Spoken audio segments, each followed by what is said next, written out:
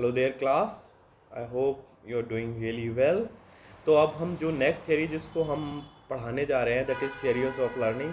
इसके अंदर हम ऑलरेडी 2 थियरीज कंप्लीट कर चुके हैं। दैट वाज एना थॉर्नडाइक की थियरी ऑफ कनेक्शनिज्म और हम पैवलोव्स थियरी ऑफ क्लासिकल कंडीशनिंग। अब देखो, अब हम थर्ड थियरी जो पढ़ने जा रहे हैं in the school of behaviourism, that would be BF Skinner's operant conditioning theory. अब आप जैसे भी स्किनर को पढ़ेंगे या जिस तरीके से उसकी थियरी वर्क करती है, इसके अंदर सिर्फ और सिर्फ एक ही कॉन्सेप्ट है, वो है reinforcement. Reinforcement, what do you understand by reinforcement? Reinforcement क्या है, इसके ऊपर चर्चा करते हैं। Reinforcement is a behavioural change occur due to reinforcement. Reinforcement is something, या एक तरीके से हम एक स्टिमुलस जो कि अप्लाई करते हैं to bring about behavioural change. कैसे? आप किसी क्लास के आपके बच्चा है, उसको आप यूनिट टेस्ट देते हैं और जो भी बच्चा टॉप करता है ना, आप उसको एक चॉकलेट देते हैं। अब जैसे आप उस बच्चे को चॉकलेट देंगे तो यहाँ पे क्या हुआ, आप उसके उस बिहेवियर, उसकी likelihood of topping that exam increases. तो ये क्या हुआ, दिस इज कॉल्ड रेनफोर्समेंट। पर ये किस तरीके का रेनफोर्समेंट हुआ? Positive reinforcement. दूसरा रेनफोर्समेंट ये होता है नेगेटिव रेनफोर्समेंट। ठीक है।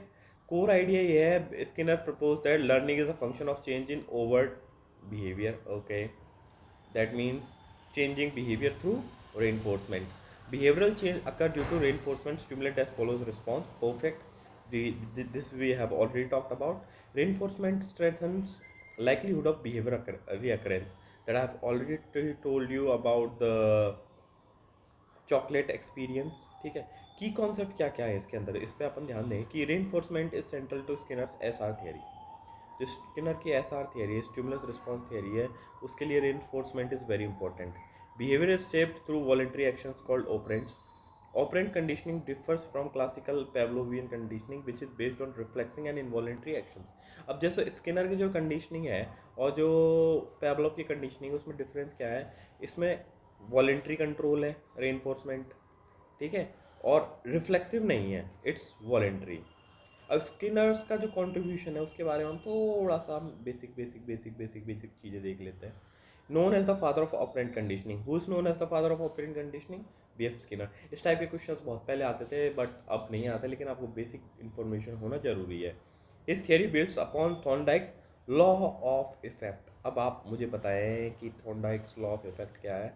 थॉर्नडाइक का लॉ ऑफ इफेक्ट ये है कि आप किसी भी काम को करते हैं, उसका इफेक्ट आपके ऊपर क्या होता है, it's going to be positive effect और नो नेगेटिव इफेक्ट। यही क्वेश्चन बार बार आता है।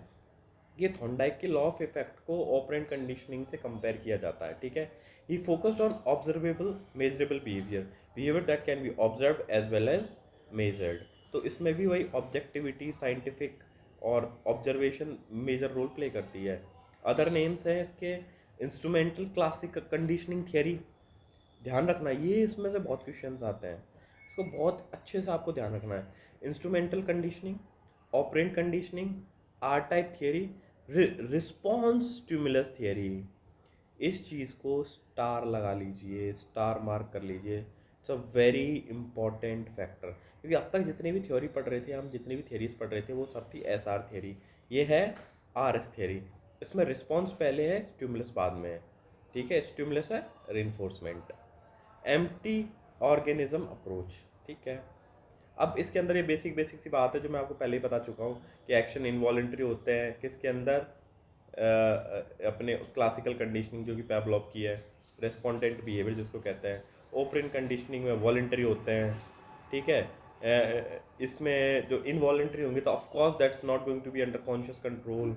ये आपके जो है ना, अगर आपने बायोलॉजी का बेसिक्स पढ़ा हो तो जो अपनी स्पाइनल कॉर्ड है वो ऐसे बिहेवियर्स को कंट्रोल करती है, जैसे हम किसी गर्म चीज़ को छू लेते हैं। और ऑपरेंट कंडीशनिंग के अंदर कॉन्शियस कंट्रोल होता है। That's a very similar concept, similar to classical conditioning, central to operant conditioning. Perfect. अब इसने किस किस के ऊपर एक्सपेरिमेंट किए थे? इसने 2 एक्सपेरिमेंट किए थे, एक तो चूहे के ऊपर, एक पिजन के ऊपर। उसके अंदर क्या किया था, एक बॉक्स बनाया, बॉक्स के अंदर एक चूहा डाला। मेरी डायग्राम पे ना जाएं because I suck at this.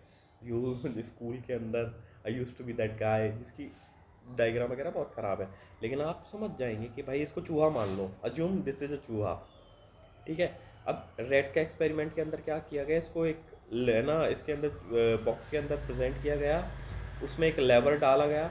जैसे ही चूहा उस लेवर को प्रेस करता तो क्लिक साउंड होता और उसको फूड एज अ रिवॉर्ड मिलता। ठीक है, pressing the lever leads to click sound leads to food reward. Rat learns to repeat behaviour. अब इससे क्या है, उसको बिहेवियर के रिपीटेशन समझ में आया, which led to positive reinforcement. That leads to what, positive reinforcement.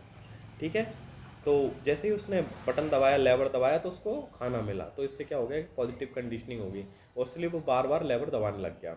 फिर पिजन वाला आ जाता है, pigeon pecks lighting dish to receive grains. वही सेम सिमिलर कॉन्सेप्ट की, जैसे पिजन है ना पैक करता एक लाइटिंग डिश में, तो ही यूज टू रिसीव ग्रेन्स। अब इसमें हमको क्या क्या चीज़ें मिलती है कि it helps us study complex behaviours.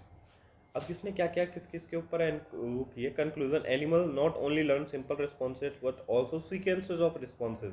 जैसे जैसे एक रिस्पॉन्स को सीखा, उसके तुरंत बाद ही अगले रिस्पॉन्स को उसको पता लग गया कि इसको भाई इस तरीके से काम करना है, अगला रिस्पॉन्स वैसे ही काम करेगा। और उसको एक पता लग गया, एक बार लेवर दबाने से फूड मिलता है, तो अगली बार भी उसने लेवर दबाया। Types of responses. अब यहाँ पर सबसे इंपॉर्टेंट जो कॉन्सेप्ट आ चुका है, ये हम आपको पढ़ाएंगे कल with this. Bye bye class. और कल की क्लास बहुत इंपॉर्टेंट है क्योंकि इसमें से एक क्वेश्चन तो आपको 110% एग्जाम में मिलेगा ही मिलेगा। Bye bye class.